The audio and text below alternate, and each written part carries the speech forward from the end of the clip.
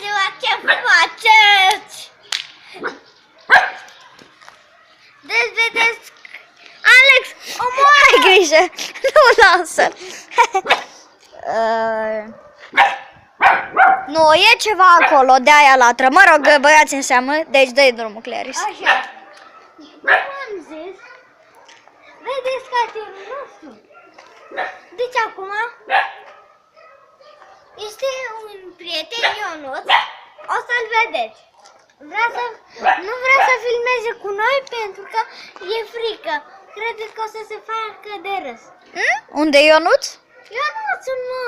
Unde-i? Ionuț! Și unde-i? E în casă! Și ce-i cu el? Lasă tu. Ce-i cu el? O să știi.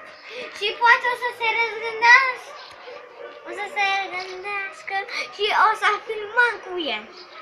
Să știi, e foarte tare. Și acum, primul lucru, Alex filmează mașina.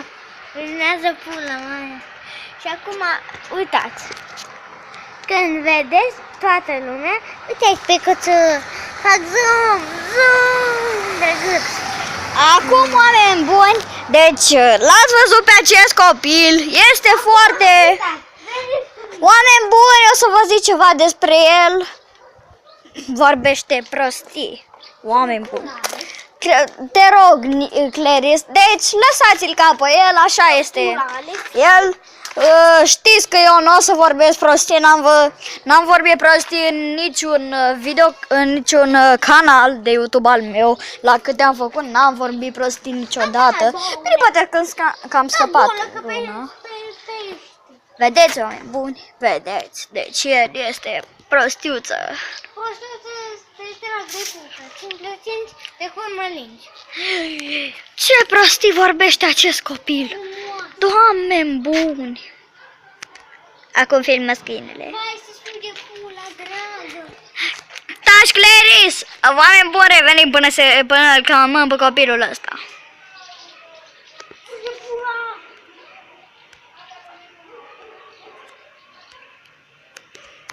Ce are? Am revenit!